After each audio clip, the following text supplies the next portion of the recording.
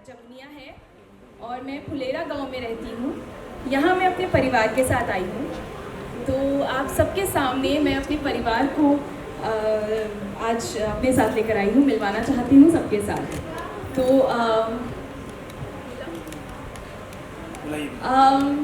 मेरे पापा है यहाँ पे। बापू बापू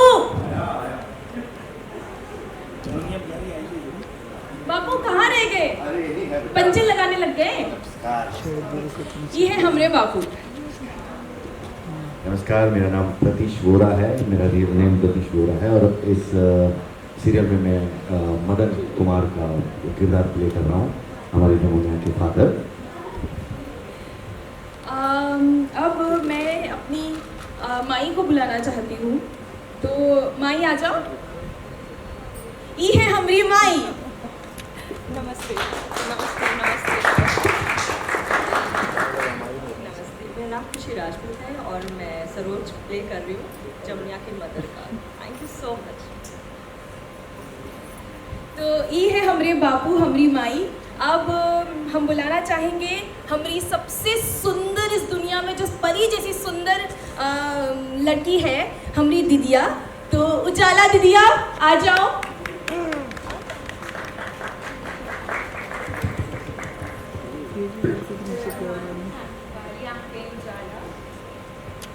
और अब हमारे घर का सबसे लाडला, सबसे प्यारा, हम सबका बेबी, हमारा भाई।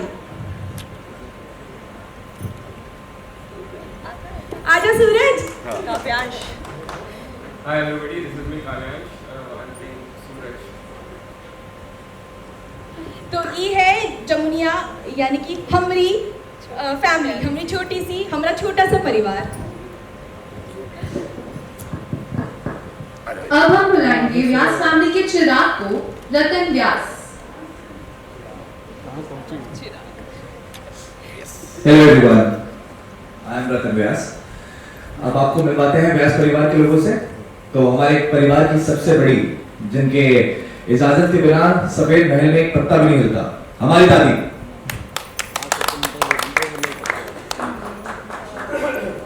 पहले तो आप सभी को नमस्कार। मेरा नाम मीना मीर है और मैं शो में दादी बनी हूँ रतन की। और ये हमारा सफ़ेद महल और इसकी पंच मालकिन हूँ मैं, यहाँ की भी और पूरे अपने इलाके की भी। मेरे dad,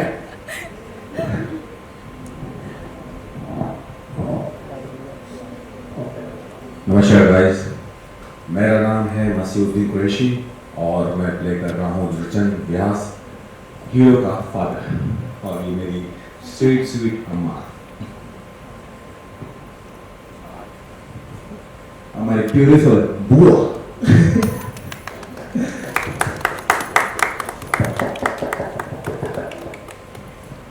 hi, this is Anupama Solanki और मैं यहाँ पर सुलेखा का कैरेक्टर प्ले कर रही हूँ। और ये मेरी मदर है, ये मेरे भाई और एक और भाई है, उनसे छोटी मैं हूँ। तो यस, और ये हमारा सफेद महल भी है। So thank you so much. और बहुत प्यारी, बहुत नटखट हमारी चाची।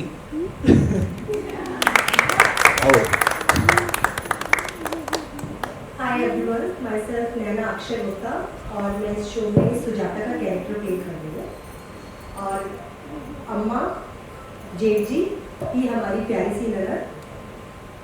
मेरा बदमाश भाई Angraj. Angraj. Hello, namaste. My name is Bharat Chaudhary and character name Angraj Vyas. इनका छोटा भाई, वो मेरी दादी। I'm very bad at the relationship को, लेकिन मेरी ताया, ताऊ जी, बुआ, मम्मी। और हमारे घर की सबसे छोटी हमारी बहन पायल। हेलो एवरीवन, माय सेल्फ संस्कृति मीना। इस शो में मैं पायल का कैरेक्टर प्ले कर रही हूँ, जो कि रतन की सिस्टर है और इस घर की सबसे छोटी बेटी। Thank you so much. जो व्यास फैमिली है वो फुलेरिया गांव की सबसे बड़ी फैमिली है और हमारा ब्यूटी प्रोडक्ट का बिजनेस है। तो हमारे घर पे सबकी नज़र रहती है, मतलब ऐसे जो हम बाहर अपने गांव में दिखाते हैं या जो चीज़ें रहती हैं, हर छोटी से छोटी चीज़ पे हमारी नज़र रहती है। तो हमारे कुछ संस्कार हैं, तो कुछ संस्कार हैं हमारी दादी के दिए हुए। तो दादी बताएंगे उसके बारे में थोड़ा। हम तो बात करेंगे अपने कैरेक्टर के बारे में, बाकी आप लोगों के सवाल जो आएंगे उनके जवाब हम देंगे। दादी जो है घर की जो बड़ी होती हैं वैसी ही हैं जो घर में रूल्स को फॉलो कराती हैं सबसे, कि घर के बाकी लोग जो हैं पुरानी परंपराओं को लेके चलें। और समाज में जो एक रुतबा है हमारा, समाज में जो एक रुतबा है, जो बहुत ही नामी फैमिलियाँ होती हैं, हम अपने आसपास भी देखते हैं ऐसे परिवार। तो व्यास परिवार ऐसा ही है जहाँ पे बहुत परंपराओं से चीज़ें निभाई जाती हैं, कुछ फिक्स जो नियम हैं वो सबको फॉलो करने पड़ते हैं, और जो कारोबार है हमारा क्रीम का जो सबको खूबसूरत बनाती है, तो उस पर भी फोकस है। और मेरा पोता और मेरा बेटा मिलके वो कारोबार चलाते हैं। तो जब आप हम लोगों से बात करेंगे या देखेंगे तो वो बहुत सारी चीज़ें निकल के आएंगी जो आमतौर पे हम आसपास देखते हैं अपने। तो हम वैसी ही फैमिली हैं जैसी फैमिली समाज में देखने को मिलती है आपको, बट इस फैमिली से आपको क्या और नया पता चलेगा जो हम इग्नोर करते हैं रूटीन लाइफ में, अननोइंगली हम चीज़ों को नोटिस नहीं करते हैं। तो हमारा काम है कि हम उन चीज़ों को बताएं कि ये चीज़ें भी आपको देखनी चाहिए, अवेयरनेस।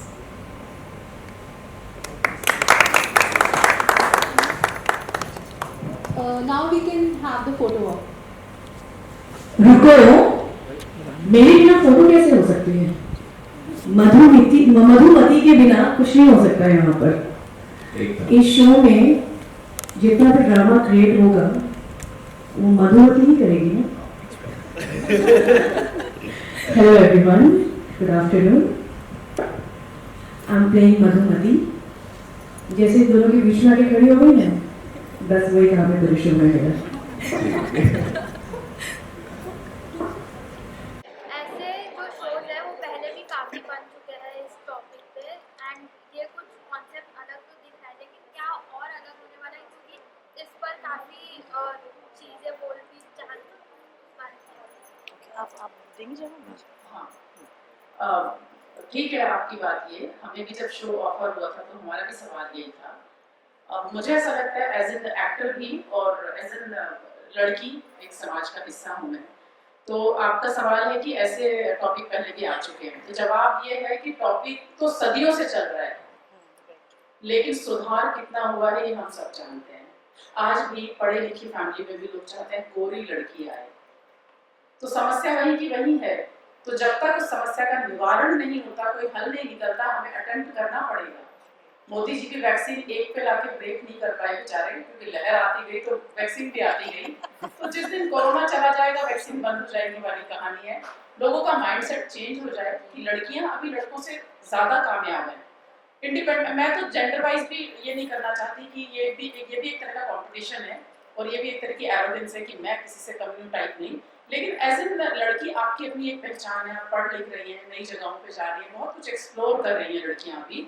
और घर में इक्वालिटी भी माँ बाप भी देते हैं कि बेटियों को भी पढ़ा रहे हैं, लेकिन जब बहू ढूंढते हैं तो गोरी बहू चाहिए उनको, कि जनरेशन आगे की हमारी सुंदर दिखे। पर सुंदरता से तन की तो नहीं है ना, मन की जरूरी है। और बहुत गोरी लड़कियां भी घर कभी कभी नहीं चलाती, अलग हो जाती, उन्हें नहीं रहना होता तो। बट एक लड़की जिसको आप एवरेज समझ के लाए थे वो बहुत समझदार हो सकती है। तो हम बाहर के अपीयरेंस से लोगों को जज ना करें, यही हमारी कोशिश है। और कलाकार एक वो डिपार्टमेंट है, वो विंग है जो समाज को बताता है कि देखो दोस्त आप ऐसे हो। तो हम सिर्फ आपको अवेयर कर रहे हैं, हम आपको समझा रहे हैं, तो आप ये चीज़ें ठीक करें। तो इस शो को लाने का यही मकसद है कि वापस जो समस्या बार बार खड़ी हो रही है उसको हम कैसे धीरे धीरे करके दूर करें। और चूंकि शिमारू हो गया और इस तरह के चैनल बहुत वहाँ देखे जाते हैं जहाँ पे मेट्रोपॉलिटन सिटीज़ में बड़े बड़े चैनल चलते हैं, बाकी जगह ये चैनल जाते हैं, तो जो समस्या है वो वहीं से है। शहरों में भी ऐसे लोग, पर गाँव में और उन जगहों पे ज़्यादा हैं। तो हम सबका जवाब यही है कि हम इस समस्या को जब तक ये खत्म नहीं होती तब तक उठाते रहेंगे। और कोई कुछ बोलना चाहता है? मेरा सवाल जमुनिया का जो किरदार निभाएगा उनसे कि इस शो का नाम जमुनिया है, जो एक फल आता है जामुन, उसका पर्पल कलर होता है, इसमें बोर्ड में दिख रहा है, तो इसमें जमुनिया नाम कैसे पड़ा? मेरा जो मुझे बचपन से लोग जमुनिया बोलते थे मेरे स्किन कलर की वजह से। लोगों ने बहुत हेट दिया इस रंग की वजह से। मेरे बापू ने मुझे बहुत प्यार दिया है, मेरे भाई ने मुझे बहुत प्यार दिया है, मेरे परिवार ने बहुत प्यार दिया है। तो ये नाम मैंने खुशी से एक्सेप्ट किया है, बट क्योंकि लोग मुझे जामुन के रंग की बोलते थे तो मेरा नाम जमुनिया पड़ गया। Thank you. मैं आपके इस सवाल का जवाब देना चाहता हूँ जमुनिया क्यों हुआ है, क्योंकि जामुन को आपने गौर से देखा, जामुन डार्क होता है एकदम, तो बिल्कुल काले की तरह ही लगता है खाने के बाद तो वो उस वजह से एक काला रंग होने की वजह से उसको एक उसकी एक वो दे दिया गया है कि जामुन है तो काला रंग, तो ये रीजन है।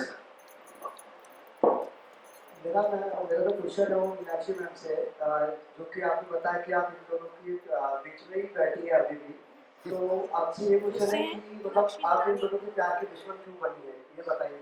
मधुमती हाँ मधुमती मैम से मीनाक्षी लानी पड़ती क्या आपने क्या पूछा, वापस पूछिए। आप जैसे आपने क्लिप में बताया कि आप इन दोनों के बीच में ये करके, तो मुझे ऐसा लगता है कि आप जो इनके प्यार के दुश्मन बनने वाले इस सीरियल की एक विलन किरदार रहने वाले हैं, तो मतलब आप विलन कैसे बने और लाइक इन दोनों के प्यार के दुश्मन क्यों हुए आप? इस सवाल का जवाब आपको 3 मार्च को शिवाना वॉक पे जरूर मिलेगा। एंट्री पे मिल जाएगा 8 बजे। हाँ, रात 8 बजे। और इस सवाल का जो आंसर है आप प्लीज हमारा शो उस दिन जरूर देखिएगा। इतना ही कहना चाहूँगी इस बारे में। मेरा सवाल रानी मैम से है। रानी मैम, आपने बहुत सारी फिल्में की हैं, बहुत सारे किए हैं शो, लेकिन आपको इसमें सबसे ज़्यादा स्पेशल क्या लगा? प्लीज शो में। First of all as an actor मुझे लगता है कि हमेशा एक एक्टर की ग्रो होनी चाहिए और एक एक्टर को एक्सप्लोर करना चाहिए अपने आप को, क्योंकि पिछले 20 साल से मैं सिर्फ पॉजिटिव रोल्स कर रही हूँ अपनी फिल्मों में एज ए लीड। जब टीवी का ऑफर आया तो मुझे नेगेटिव का ऑफर आया और मुझे लगा व्हाई नॉट, और जब मधुमती जैसा किरदार मिले, मुझे लगता है कि टीवी की अगर जो भी अभी जो ग्रेट कैरेक्टर प्ले करने वाली एक्ट्रेसेस होंगी वो कोई इस रोल को नहीं छोड़ेगा। और आई एम वेरी लकी कि मुझे ये रोल ऑफर हुआ, और जब ये रोल ऑफर हुआ मैंने कहा व्हाई नॉट, और चलो खुद को एक्सप्लोर करते हैं और देखते हैं कि नेगेटिव में कैसा कर लेती हूँ। और अब तो ये 3 मार्च भी पता चलेगा मैं कैसा कर रही हूँ। तो मैम, आपको इसमें मतलब आपने जैसे बताया कि ये काफ़ी यूनिक कहानी है, तो आपको क्या लगता है कि जो ऑडियंस है आपकी, जो जमुनिया की ऑडियंस होने वाली है, वो किस वजह से आपका शो देखेगी? बहुत अच्छा सवाल किया आपने। जैसे कि अभी बताया मैंने कि हमारे इंडिया में 70% विलेजेस हैं, सिटीज 30% हैं। 70% विलेजेस में ये शो हमारा पहुंचेगा, नो डाउट पूरे एरिया में हमारा ये शो पहुंचेगा, पर अभी भी ये बहुत ही बेसिक चीज़ें हैं। मुझे लगता है कि हर एक लड़की को किसी न किसी तरह से लोग डोमिनेट करने की कोशिश करते हैं। सबसे ज़्यादा जिससे किया जाता है वो काले रंग से, तू काली है, तू तेरी शादी कब होगी, तुझसे शादी कौन करेगा, वगैरह वगैरह वगैरह। और एक बहुत अच्छा मैसेज आएगा थ्रू जमुनिया इस शो से कि रंग रूप कुछ नहीं होता है, दिल अच्छा होना चाहिए, और रंग जो भी हो अगर लड़की ठान ले तो जो चाहे वो कर सकती है। सो आई थिंक ये बहुत ही अच्छा मैसेज आएगा। और जो गांव की स्पेशली जो लड़कियां हैं, आजकल आप देखते होंगे सोशल मीडिया पे गांव की कितनी सारी लड़कियां हैं जो रील्स बनाती हैं, ब्लॉगिंग करती हैं, उनको बहुत ज़्यादा ट्रोल किया जाता है। उनकी कमेंट सेक्शन में जाके देखिए, तू अनपढ़ है, तू काली है, तू ऐसी है, तू वैसी है। उन सबके लिए एक बहुत बड़ा मोटिवेशन है, और हमारे शो का यही उद्देश्य है कि अब जैसे रियल लाइफ में नेगेटिव विलन्स होते हैं ना, तो इस शो में जमुनिया के लिए मैं तकलीफ पैदा करूँगी। जब तक मैं तकलीफ पैदा नहीं करूँगी तब तक जमुनिया की अच्छाई कैसे पता चलेगी शो में। सो हर किसी की लाइफ में ऐसा होता है, और ये शो प्रेरित करेगा हर लड़की को रंग और अपनी फिजिकली वीकनेस को देखते हुए अपने कदम आगे बढ़ाने से ना डरें। यही उद्देश्य है हमारे जमुनिया शो का, और 3 मार्च को ही पता चलेगा आगे की कहानी। बेसिकली क्या होता है कि लोगों को मालूम तो होता है, शो के पर्पज से देखते देखते लोग अग्री भी करते हैं कि हाँ ये गलत है, लेकिन लोग दिल से नहीं मानते हैं। चलते वो उसी पे ही हैं जो उनके दिल में बसा हुआ है कि हाँ गोरा है तो ये बहुत अच्छा है, कोई सांवला है तो वो नहीं है। बट मैटर सच में यही करता है कि जो गोरे लोग होते हैं कई बार वो नहीं होते अच्छे, और जो सांवले होते हैं वो दिल के बहुत अच्छे होते हैं। मैंने बहुत बार देखा भी है। और लोग के मतलब होता है कि सूरत नहीं सीरत देखनी चाहिए, और ये सबसे मैटर करता है। और लोग चाहे कुछ भी हो, मतलब लोग आजकल स्किन वाइटनिंग कितना कुछ करवा रहे हैं, लड़कियां सब करवा रही हैं। तो इंडिया में मतलब हर जगह है कि लड़कियों को गोरा ही दिखना है, क्योंकि उन्हें मालूम है कि हम गोरे दिखेंगे तो हमें इम्पोर्टेंस मिलेगी। तो वो उनके स्टार्टिंग से ही उनके घर से एक्चुअली ना सिखाया जाता है। तो ये समाज के लिए घर से ही शुरुआत होती है। तो मेरे हिसाब से घर भी अगर जो चीज़ें समझ में आ जाएंगी कि क्या सही है और क्या नहीं है जो लॉन्ग लास्टिंग चले, तो आई थिंक ऐसे शोज उस टाइम पे थोड़ा सा रुक जाएंगे। अभी लोग नहीं मान रहे, इसलिए बैक टू बैक इस टाइप के शोज आ रहे हैं और लोग पसंद भी करते हैं, और लोग पसंद करते हैं इस टाइप के काली गोरी का शो देखना।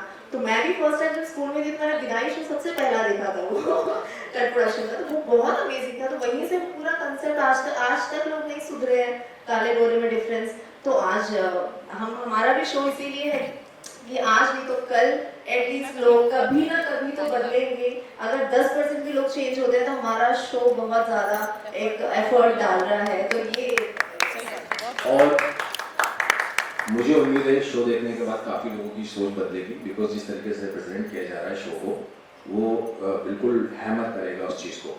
और लेकिन एक बात यह है कि खूबसूरती जो है कब्रिस्तानों में मरने के बाद दफन हो जाती है, लेकिन जिंदा रहता है उसका कैरेक्टर, उसकी दिल की ब्यूटी।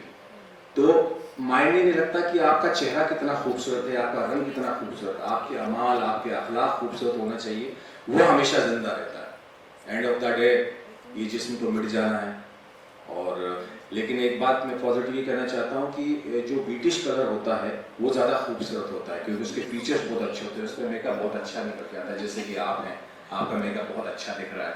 तो ये ज़रूरी नहीं है कि अगर किसी का रंग काला है तो वो अपने आप को हेजिटेट करे कि यार मेरे अंदर ब्यूटी नहीं है, ये नहीं है। तो ये एक मिथ है जिसको दूर करने की हम लोग इस शो के माध्यम से कर रहे हैं। Thank you. मैं एक चीज़ बोलना चाहूँगी, कुछ पेरेंट्स होने के बाद अगर उनकी बेटी डांट भी है तो उसको ये सोचते हैं कि हम पढ़ाएंगे लिखाएंगे इसको, हम अच्छे से हर तरह से इसको टैलेंटेड करें। बट जो आसपास की सोसाइटी है वो उनको वापस पीछे खींचती है। जो कुछ अगर आगे जाना भी चाहते हैं तो बाकी आसपास वाले लोग उनको वापस पीछे खींचते हैं। तो हमारी कोशिश यही रहेगी कि हम हिट एंड ट्रायल करते रहें। जो सो और सोसाइटी जो उनको पुशबैक कर रही है उनको थोड़ा सा दिमाग में ये चीज़ आए कि भाई अगर पेरेंट्स हिम्मत कर रहे हैं तो हम कोई नहीं होते किसी की बेटी के बारे में ऐसा बोलेंगे। मेरा सवाल आपसे है कि आपने इतने साल इंडस्ट्री में काम किया है, तो आपने भी रेसिज्म फेस किया होगा, जब आप रेसिज्म इंडस्ट्री में, तो आपका क्या विचार है इसमें? Sorry once again. आपने भी इतने साल इंडस्ट्री में काम किया है तो आपने भी रेसिज्म देखा होगा, हाँ जी। आपके क्या विचार है? मैंने हमेशा जब भी मुझे किसी ने डोमिनेट करने की कोशिश की है मैंने उसे अपनी ताकत बनाई है। तो मेरा लाइफ को देखने का, अपने आप को देखने का नज़रिया बिल्कुल डिफरेंट है। मेरा मानना है कि जैसा आपको ऊपर ने बनाया है आप उसमें खुश रहें, ना कि किसी और को देखकर आप जलें या फिर ये कंप्लेन करें भगवान से कि उसके पास ऐसा तो मेरे पास क्यों नहीं। सो मैं इतना ही कहूँगी गर्ल्स को, जो भी डोमिनेट किए जाते हैं, आपको जब भी किसी भी चीज़ के डोमिनेट किया जाए आप उस चीज़ को ताकत बनाइए, क्योंकि आपका इस धरती पर आना कोई ना कोई ज़रूर वजह होगी। बेवजह भगवान किसी को नीचे नहीं भेजते। सो मैंने भी फेस किया है। मैंने अपने हेल्थ को लेके बहुत फेस किया है। टाइम पर मैं काफ़ी हैवी वेट हो गई थी और तभी मुझे बहुत ज़्यादा डोमिनेट किया गया था। इनफैक्ट ये कह दिया गया था कि अब ये ख़त्म हो गई, इसका करियर ख़त्म हो गया। और नो डाउट जब लोग आपको ट्रोल करते हैं, आपके आसपास के लोग आपके बारे में सिर्फ नेगेटिव बातें करते हैं तो आप थोड़ा बहुत तो डिस्टर्ब हो जाते हैं। पर जैसे कि मैंने कहा कि मैंने उसे अपनी ताकत बनाई। हैवी वेट्स तो हैवी वेट सही, उसमें भी मैंने 100 एक्शन फिल्में की हैं। सो ये मेरी ताकत है।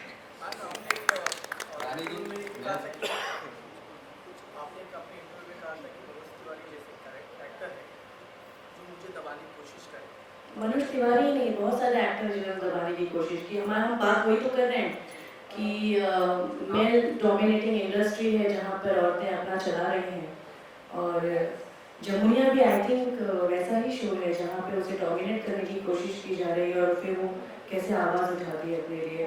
सो ये तो हुआ ही है। रानी जी, मेरा सवाल आपसे जी। किसी भी शो को चलाने के लिए दो चीज़ बहुत इंपॉर्टेंट होती है, एक शो की स्क्रिप्टिंग और एक कास्टिंग।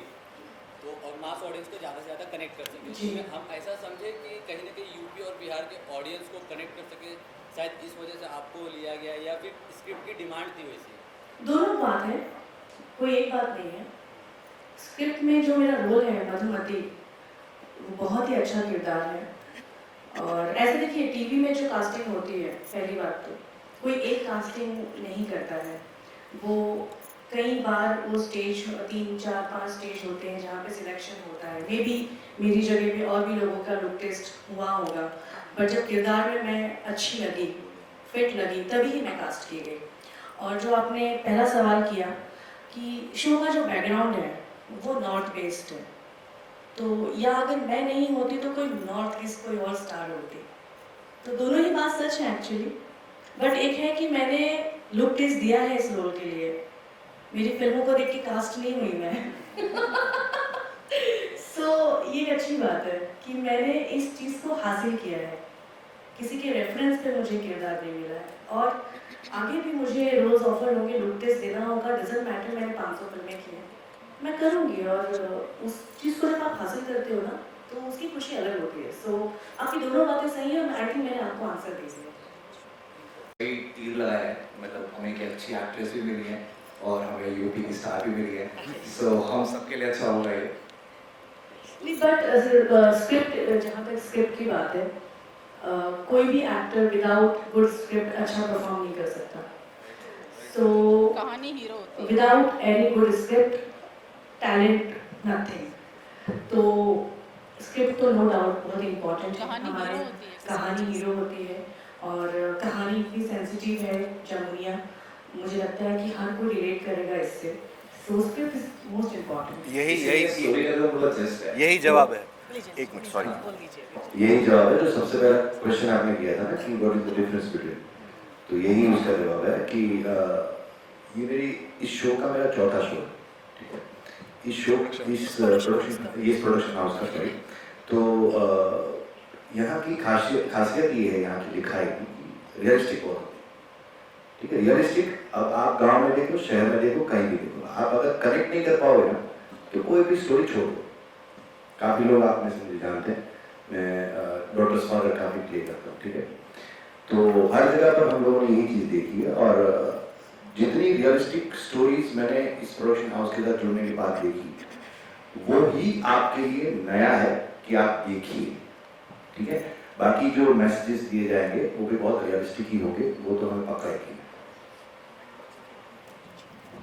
मैम आपका किस तरह कैरेक्टर होने वाला है? आप किस तरीके से अपनी बेटी को सपोर्ट करोगे? देखिए, हम सबकी लाइफ में कोई ना कोई कहानी रहती है, हालात होते हैं, उसी इंसान उसी हिसाब से फ्लो में चलता है। तो यहाँ पर एक माँ, हालात ऐसे हावी हो जाते हैं कि माँ भावनाओं को बिल्कुल शून्य करके जिम्मेदारी को निभाने के लिए कैसा खतरनाक डिसीजन लेती है, दिल दहला देने वाला ऐसा किरदार है कि वो आप देखेंगे 3 मार्च को पता चलेगा। वो मैंने तो ऑब्वियसली नहीं कर सकती, कितना दिल दहलाती है। इंसान के हालात है, वो रियल लाइफ में हो या रियल लाइफ में हो, हालात सबसे बड़ा और अहम किरदार प्ले करते हैं। तो भावनाएं बहुत पीछे रह जाती हैं, जब प्यार व्यार सब पीछे रह जाता है, जब आपको जिम्मेदारियां निभानी पड़ती हैं। तो इसमें भी ऐसा ही है कि 3 बच्चे हैं मेरे हस्बैंड हैं, तो हालात इतने सुपीरियर हो जाते हैं हम लोगों के। तो मतलब एक माँ की ममता कैसे वो दिल पे पत्थर रख के डिसीजन लेती है। जब मैं सीन करती हूँ तो मुझे भी वो कभी कभी ऐसे मैं डिस्कनेक्ट हो जाती हूँ कि नहीं, ऐसा हो ही नहीं सकता, कोई माँ ऐसा कर नहीं सकती है। लेकिन हालात और जिम्मेदारियाँ बहुत बड़ी चीज़ होती है, भावनाएं आपको कई बार दबानी पड़ती है जिम्मेदारी निभाने के लिए। तो यही एक माँ का किरदार है। देखिए, as a punch marking, sorry मैं उनकी बात काट रही हूँ, पर मैं चाहती हूँ कि हमारे शो की कहानी और हमारे शो के किरदारों को लेकर कुछ इंटरेस्टिंग बातचीत आपकी तरफ से भी हो, ताकि हम सब लोग अपना अपना कुछ विचार रख पाएँ। और क्योंकि हमने जामुनिया नाम से हमने ये भी बात कर ली कि जामुन जैसा रंग है, हालांकि जामुन में बहुत खूबियाँ होती हैं। जिनको भी शुगर है उनको पूछिए कि वो कैसे उसके पाउडर से अपने आप को क्योर करते हैं, वही किरदार में भी वही है। जामुनिया नाम हमने, हो सकता है कि राइटर ने पर्पसली रखा हो कि कलर से जो आउटर कोट होता है जामुन का, दैट इज ब्लैक, बट अंदर आप जब खाते हो that is very fruitful and very sweet, तो वो हमारी जमुनिया को डिस्क्राइब करती है। कि अंदर से इनर ब्यूटी और देखिए इसे माइक के लिए लड़ना ना पड़े इसलिए दादी मेरी जो है तो मैं ये कहना चाहती हूँ कि जमुनिया के अलावा हम किसी भी शो को या फिल्म को, आजकल फिल्मों से कितना लोग इमोशनली कनेक्ट हो रहे हैं, छावा का हमने देखा है रिजल्ट अभी। तो जमुनिया जो शो है वो सिर्फ जमुनिया के नाम की वजह से जमुनिया नहीं है, वो लड़की कैसे अपने आप को दिखाएगी समाज में उसकी वजह से जमुनिया नहीं है। ये एक पूरे समाज में जो अलग अलग तरह के उसके आसपास के जो किरदार हैं वो जमुनिया को कैसे देखते हैं, वो अपना अपना हिस्सा कैसे निभाते हैं उसकी लाइफ में, चाहे उसकी माँ हो, पिताजी हो, या फिर उसकी आगे जिन लोगों से भी कनेक्शन में वो आएगी, जिनके साथ वो काम करती है।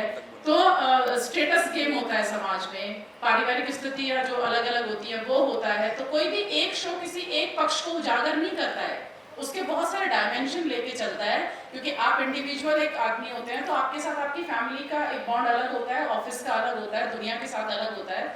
तो सिर्फ जमुनिया नाम या जमुनिया एक लड़की, सांवली लड़की की स्टोरी के साथ साथ इसमें और बहुत सारे रंग हैं, रेनबो है पूरा ये शो। और हम कितना भी कह लें कि दूसरों से अलग है, ऐसे शो पहले भी बन चुके हैं, लेकिन आप एक इंडिविजुअल होते हो इसलिए आप अलग होते हो दूसरों से। आप दूसरे जैसे रंग में हो, आप एक ही एरिया में रहते हो, एक ही आप माता पिता की संतान हो, फिर भी आप दूसरे से कुछ अलग होते हो। तो ये शो वाकई दूसरों से अलग इसलिए होगा कि जब आप ये देखेंगे तो आपको लगेगा कि रिपीटेशन नहीं है चीज़ों का। हर बार आप प्लेटिंग करते हो तो नई तरीके से करते हो चीज़ों की, तो कुछ कंस्ट्रक्टिव बातचीत होगी तो हम भी अपना इनपुट दे पाएंगे कुछ अच्छा दोनों तरफ से। देखिए बहुत अच्छी बात बोली मैम ने, जो मेरी अम्मा है, हीरो की दादी है। देखिए हम जितने भी लोग हैं दुनिया के अंदर, सबकी दो आंखें होती हैं, एक नाक होता है, एक मुंह होता है, दो हाथ होते हैं, दो पैर होते हैं, लेकिन फिर भी उसकी आइडेंटिटी अलग कैसे होती है? बिकॉज उसकी प्रेजेंटेशन अलग होती है, उसके रंग अलग होते हैं, या काला है, कोई गोरा है, फीचर्स अलग होते हैं, उससे अलग निकल के आता है, उससे पता चलता है कि ये मसीहुद्दीन है, ये अम्मा है। तो वैसे ही हमारी स्क्रिप्ट के अंदर जो है वेरिएशंस, अलग अलग तरीके के किरदार हैं जिनके अपने एक अलग रंग है और अलग पर्सनालिटी है, उसका बिहेवियर अलग है, और राइटर ने हर कैरेक्टर को बड़े अलग तरीके से डिफाइन किया है, और जो स्क्रीन प्ले है वो बहुत खूबसूरत है। मुझे लगता है कि वो ऑडियंस को कनेक्ट करेगा और उसके दिलों में एक अपनी जगह बनाएगा।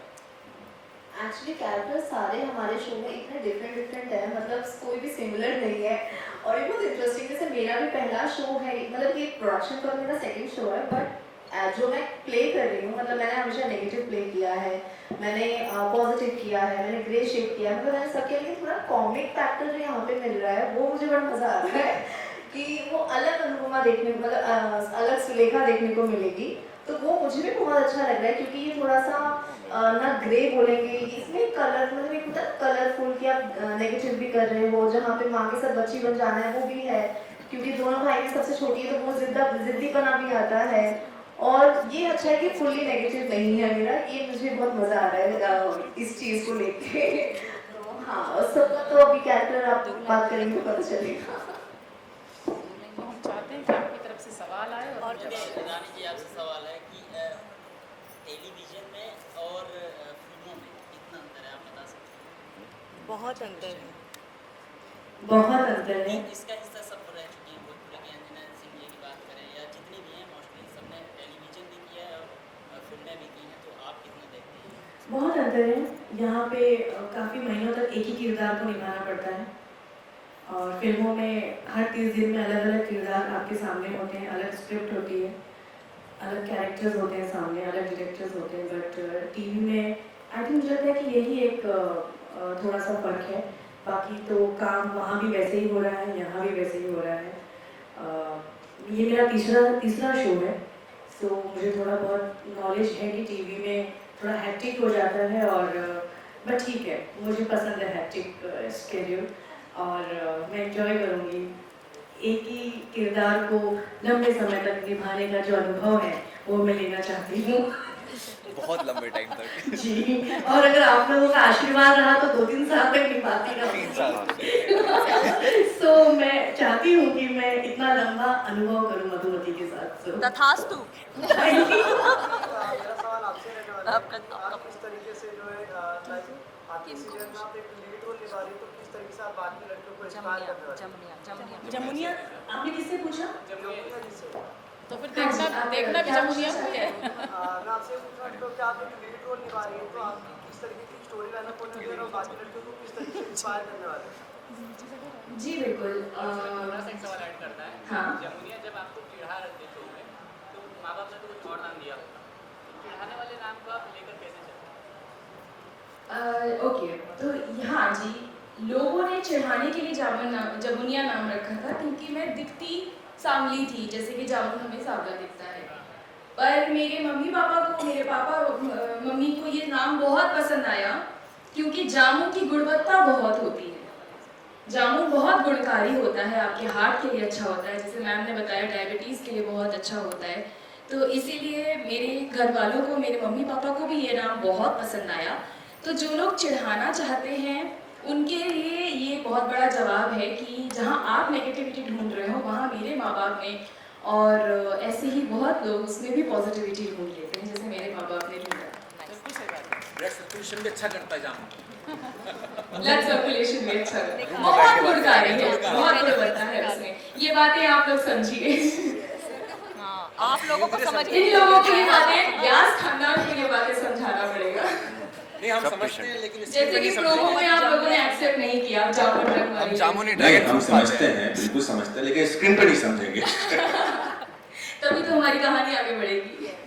हमने देखा है शो में कि आपको खाना पसंद नहीं है, तो क्या करना चाहोगे इसके ऊपर? यार मेरे को तो मैं भी कभी कभी पसंद नहीं आता अपने आप को।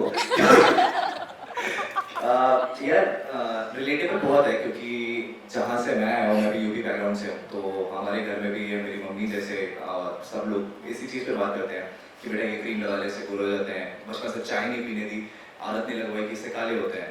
तो ये हमेशा से हम लोग के अपब्रिंगिंग में रहा है, तो इससे मैंने बहुत रिलेट किया। तो ये अच्छा है, अच्छी चीज़ है जिस पर हम काम कर रहे हैं, इससे शायद से नज़रिया बदले, हम पूरी कोशिश करेंगे। बस नज़रिया बदलना ही लेकिन हमारा मोटिव नहीं है, एंटरटेनमेंट भी है।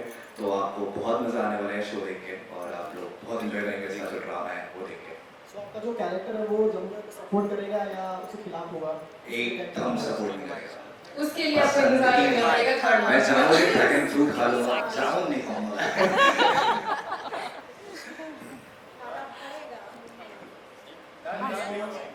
डन।